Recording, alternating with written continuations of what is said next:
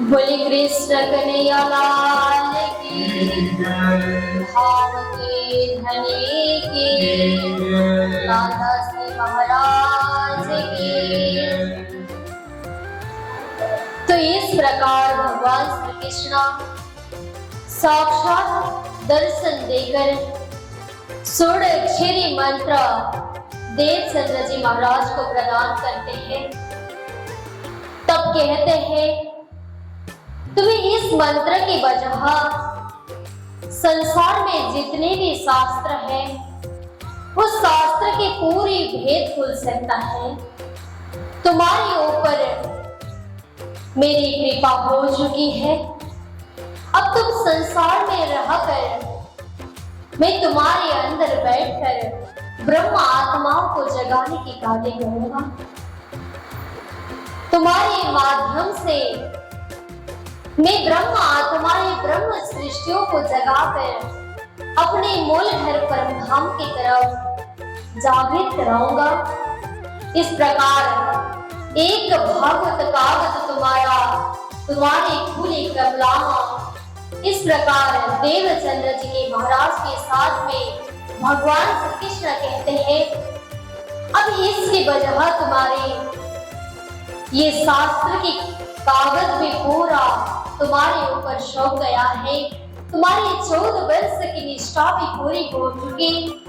अब तो उसके अंदर परमात्मा ने ऐसी कृपा कर दी, परम धाम की 25 पक्ष परम धाम की लीला, धाम तालाब कुंजवन जोई, मानिक नेहरे बनकी सोई, पश्चिम चौगन बड़ोगन कहिए, पुखरा जी जमुना जी लगे, आठों सागर 8 जीवी के, ये 25 पक्ष श्री धाम धनी के। जो परम धाम के 25 पक्ष लीला था, वर्णन था, वो सारी लीला के वर्णन भगवान श्री कृष्ण ने हमारा घर ऐसा सजा हुआ है, इस प्रकार छोटी सी भावना के साथ में भगवान श्री कृष्ण ने देवचंद्र जी के साथ में इसकी वर्णन किए।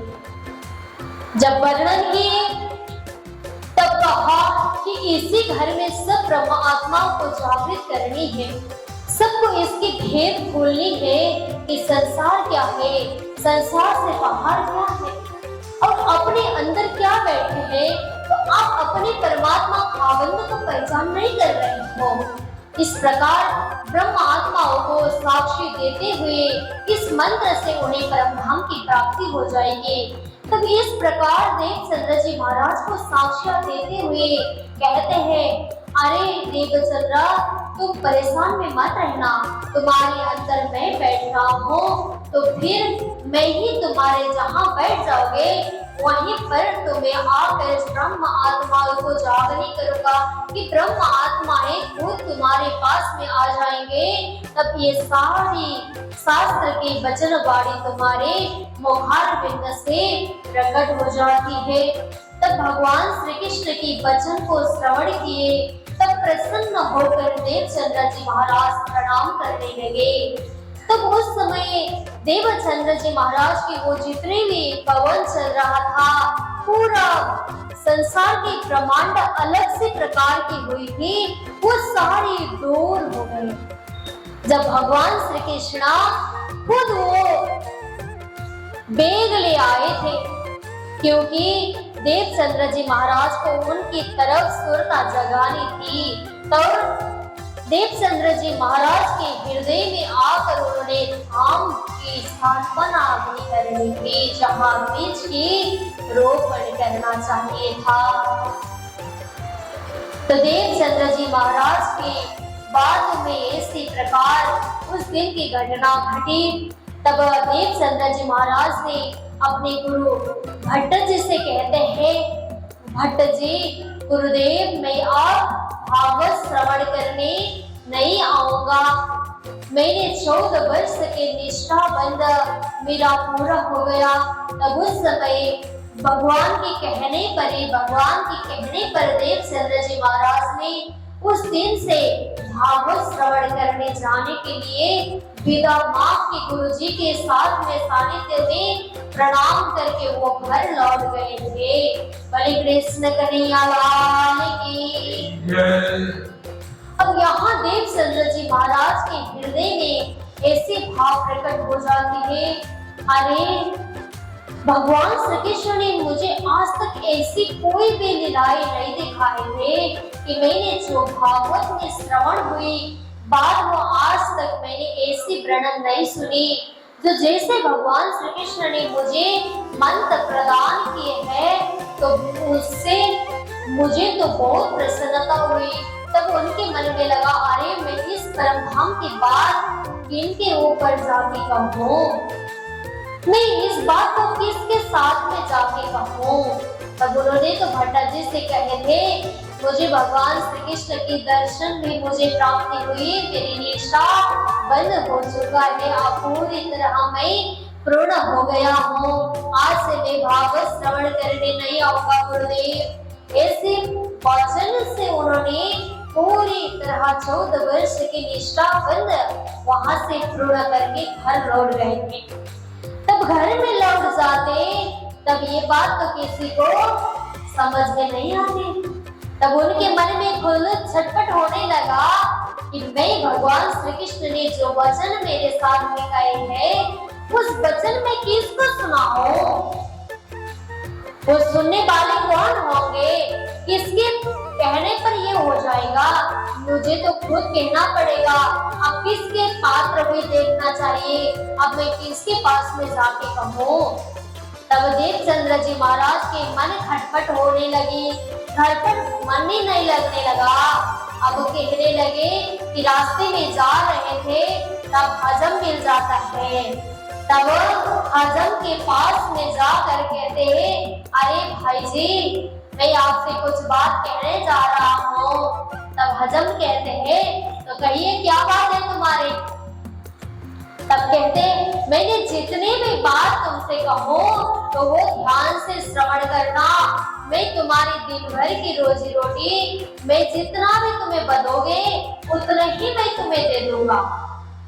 इतने कहने पर हजम को कहना सुनाने लगे। ठीक हजम को भी लगा, अरे मुझे तो दिन भर की कमाई कुछ काम करे बिना मुझे मिले तो मैं क्यों नहीं इनके बातों को ना सुनो। तो इस प्रकार हजम के मन में भी दिल ऐसा विचार करते हैं। तब हजम ने कहा, ठीक है भाई जी कहो क्या बात है तुम्हारे? तब उस समय देवचंद्र जी महाराज कहते हैं, पूरी परमधाम की बात जो भगवान श्री कृष्ण उन्हें आकर कहे तब वो बात तो आध्यात्मिक को ही तो समझ में आ जाता है। कोई हजम आध्यात्मिक नहीं होगा तो उन्हें उनकी बात कैसे समझ में आएगा? तो इस प्रकार हजम के साथ में जितने भी घटनाएं भगवान श्री कृष्ण आकर देवचंद्र जी से कहे थे वो सारी वृतांत घटना और देवचंद्र जी महाराज हजम को सुनाने लगे। तब उनके मन में लगा, अरे बाप रे बाप ये क्या श्रवण करा रहे हो? तो हौस कौशल तालाब की बात करे होंगे, कभी पश्चिम के चौगान की बात करे होंगे, तो रंग महल भवन की बात करे होंगे, तो सात घाट की बात करे होंगे, पाठ घाट की देवरी की बात करे होंगे। तब उन्हें कुछ समझ में आएगा, वो कपाल का बाल को काटने वाले हजम है भाई, तो कैसे समझ में आएगा? तब उन्होंने देवचंद्र जी महाराज के सामने कहा, बाप रे बाप रे बाप रे, मुझे ये क्या सुना रहे हो? मुझे तो कुछ समझ में ही आ नहीं रहा है। तो समझ में कब आएगा भाई, उनको तो कुछ पता ही नहीं था। तब हजम देवचंद्र जी को कहते हैं, मुझे ये बात नहीं सुनना है तुम्हें, तो मेरे दिन भर की रोजी रोटी की कमाई मुझे नहीं लेना है तुम्हारे हाथों से, तुम और दूसरे की तरफ जाकर सुनो, ये मेरे से सुना ही नहीं हो पाएगा। तब देवचंद्र जी महाराज के पास से वो भाग गया कि हजम को मेरा तो दूसरे की बात कटवा के कमाई करना ही अच्छा लगेगा भाई साहब, नहीं तो तुम्हारे बात को ध्यान से नहीं सुन पाऊंगा, कि अगर ध्यान से सुनूंगा कि तो वो मुझे समझ में ही नहीं आएगा। तो इस प्रकार हजम वहां से भाग जाता है। बोले कृष्ण कन्हैया लाल की। तो उस प्रकार हजम की बातों को पाठ रहा। यहाँ इस प्रकार देवचंद्र जी महाराज हजम को कथा सुनाते समय हजम की पात्र नहीं दिखा देता, क्योंकि अगर वो परमधाम की होते तो उन्हें तो समझ में आ जाता था। तो देवचंद्र जी महाराज के मन में यही लगा कि ये परमधाम के पात्र नहीं है, ये ब्रह्म आत्माएं नहीं है, ये खास ब्रह्म सृष्टि नहीं है। तो इसलिए केसरी दूध कनक नारे पात्र ज्ञान समाए। तो समझ रहे देवचंद्र जी महाराज की अगर पात्र नहीं होंगे तो दूध और केसर को कैसे पहचान पाएगा भाई। तो दूध को पहचान नहीं करने वाले आदमी केवल जल को ही तो पहचान कर सकता है ना। अच्छा दूध है कि नहीं है उसको तो पहचान करने के लिए बहुत जरूरत पड़ती है, लेकिन सब लोग उस दूध अच्छी है कि नहीं है वो कोई नहीं पहचान सकता। इसी प्रकार बहुत कम से लोग खट्टी दूध को पहचान सकते हैं ना। इसी प्रकार देवचंद्र जी महाराज भी यहाँ सोचने लगे कि ये तो खास पात्र नहीं है और किसी से सुनाया जाएगा तो कोई श्रवण करने वाले होंगे तो उसी को खास मोमिन कहा जाएगा। तो इनके अंदर ब्रह्मांड के सुर का विराजमान नहीं है। तब ब्रह्म आत्मा के पात्र पूर्ण होंगे, विचार करने लगे, घर जाते फिर खटपट मन में आने लगा, बार बार खटपटी के मन में होने लग जाता है। फिर इतना सोचते हैं कि नहीं ये बात किसको सुनाने के बाद में समझ जाएगा। बात को सुनने वाले बहुत आदमी मिल जाएंगे, बहुत लोग मिल जाएंगे, फिर भी बात सुनने वाले की बात नहीं आती। यहाँ उसको चिंतन मनन और धारण करने वाले भी होना चाहिए ना। अगर मैं ये बात यहाँ व्यास से आपको सुनाता जाऊंगी तो सुनाते सुनाते मैं थकूंगी तो तुम समझ में नहीं आ पाओगे, तो उसमें क्या मतलब हो गया। अगर मैं इस व्यास में बैठकर 2-2.5 घंटे तक बात करती रहूं, तो चर्चा करती रहूं, सुनाऊं रहूं, तब आपको समझ में आएगा। तो तब न कथा की सुनाई हो जाती है, तब अच्छे से समझ पाओगे, तब तो कथा में बैठने की कोई कायम हो जाती है। तो कथा श्रवण करो, मनन करो और उसको जीवन में भी उतारो। अगर कथा श्रवण सुनाई देता है इस तरफ से तो इधर से घुमाई जाएगा, तो क्या श्रवण करने की बात होगी। बोले कृष्ण कन्हैया लाल की। तो देवचंद्र जी महाराज अब इस प्रकार से कथा को किसको सुनाऊं, ये चर्चा भगवान श्री कृष्ण की दीदार मुझे हो गई, तो इस दीदार की बात किसको सुनाई जाए। अब पात्र ढूंढने लगे। तब मन में लगता है अरे एक गंगा जी भाई तो थे जो मेरे पीछे बगल में आके साइड में बैठ जाते थे, जो भट्टा जी के साथ में कथा श्रवण करने के लिए आते थे, तो उन्हीं को सुनाओ एक बार। तब रास्ते में उन्हें मिल जाते हैं। तो देखिए उनकी कथा के लिए अब देवचंद्र जी महाराज उनको ढूंढने के लिए जा रहे थे, घर में जाने वाले थे। तब रास्ते में ही उनसे मिल गए।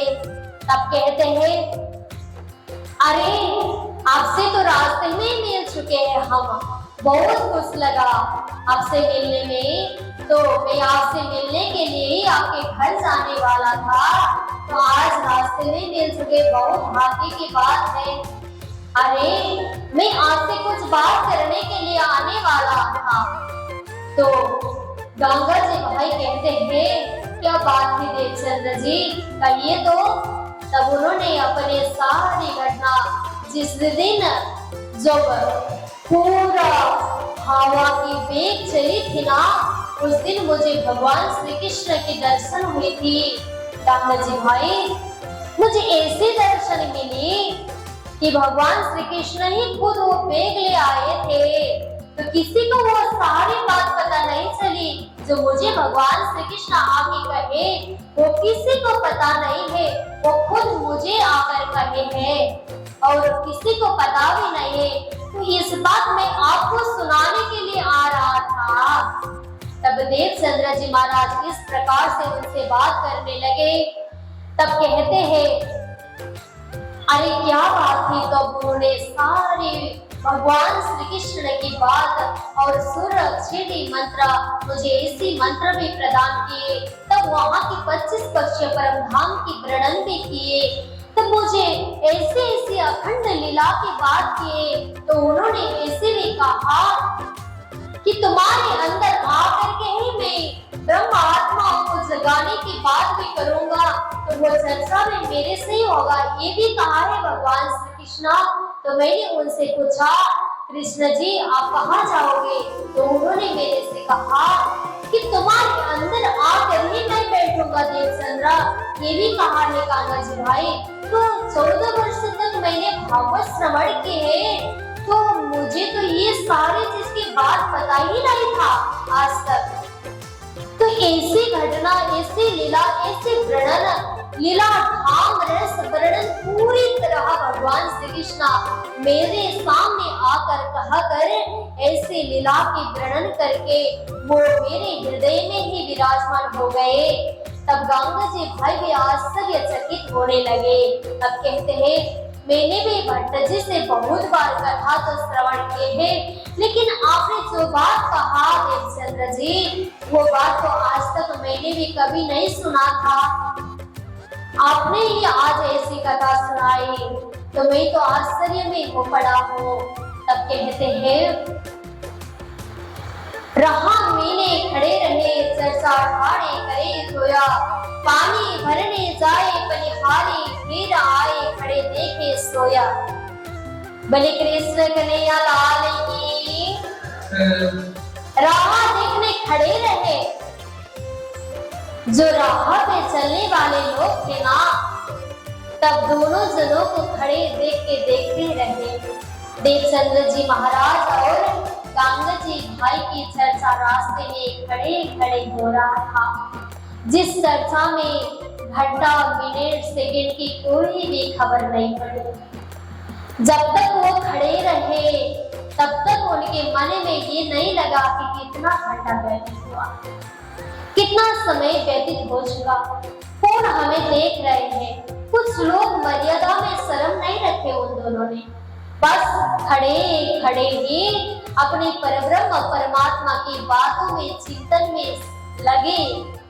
जब रस आता है ना चर्चा में, तब घंटा और मिनट कितनी व्यतीत होती है वो किसी को पता नहीं चलता।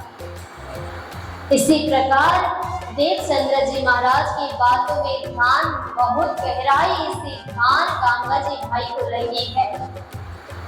तो मन में दिल में लगा कि अरे ऐसी बात तो हमारे पास में कभी भी श्रवण नहीं हुआ था। आज हमारे पास में देवचंद्र जी ने ऐसी कृपा किए, जो उन्हें दर्शन मिली थी वही कृपा हमारे ऊपर। बड़ी कृष्ण कन्हैया लाल की। फिर दोगरे पैर जाए भरने, ये क्यों ही खाड़े रहे गचरना। तब वहां के सामने बगल से कोई पनिहारी पानी लेने जल भरने के लिए जा रहे थे।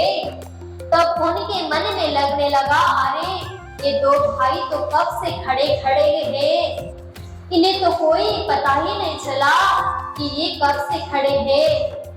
अरे ये दोनों के बीच में क्या बात चल रही है ऐसी कि बहुत समय, बहुत देरी हो चुका है, इन्हें पता नहीं हो रहा है। तब मैया मैया की बात तो बहुत चलने लगी। तब मैया मैया बात करने लगी कि अरे ये दोनों भाई देखो कब से खड़ा है, हम पानी भरने तो 2-3 बार आ चुके हैं, फिर भी ये तो खड़े ही है। तो ये क्या बात चल रही है इन दोनों में? तो इनके पैर में कोई दर्द नहीं होती क्या? अगर इनके दर्द होते तो इनको खबर भी तो पड़ती थी। इनको समझ में नहीं आया, मैया तो एक दूसरे में बात करने लगे। तब फिर 3 बार आ चुके मैया, तब मैया को ये सन नहीं हुआ कि ये दोनों भाई कब से खड़े हैं, इनके पैर दर्द हो चुका है, फिर भी इन्हें खबर नहीं पड़ी। अब खुद हमें क्यों रहा है कि ये खबर इनको बोलो कि कब से खड़े हैं भाई, कुछ बैठ के तो बातें करो। तब कहते ये भाई तुम बैठ के क्यों ना बातें करो बनाए। अरे भाई कब से खड़े हो तुम दोनों में क्या बात चल रही है? अरे कुछ बात कर रहे हो तो भाई बैठ के तो बात करो, तुम्हें अच्छा लगेगा बैठ के बात करने, तुम्हारे पैर दर्द हो गया होगा, तुम बैठ के बात तो करो। कब की तुम खड़े हो, हम 3 बेर फिर आए, तुम कब से खड़े हो पता है तुम्हें? कोई बात की खबर है कब से खड़े हो? तब देवचंद्र जी महाराज और गंगा जी भाई को कोई खबर नहीं था। तब उन पनिहार ने मैया ने कहे तुम तो बहुत देर से खड़े हो, हम ही पानी घर और यहाँ पानी भरने 3 बार आ चुके हैं।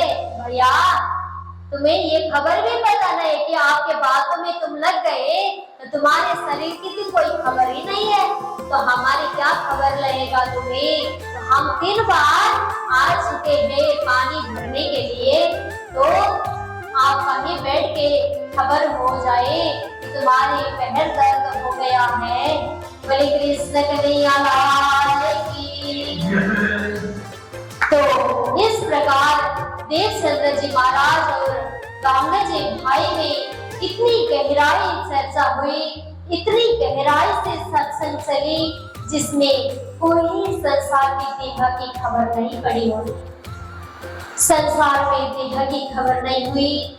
क्या कौन कहाँ चल रहे कोई मतलब नहीं है, कौन क्या कहेगा, कोई संसार से कोई मतलब ही नहीं रहा।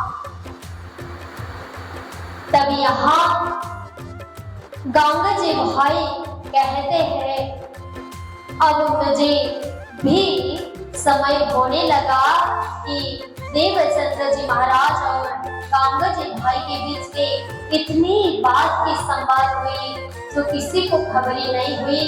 तब गंगा जी भाई के दिल में लगा कोई तो है जरूर, कुछ तो है उनके अंदर, ऐसी तो आज तक हमें भी खबर नहीं थी।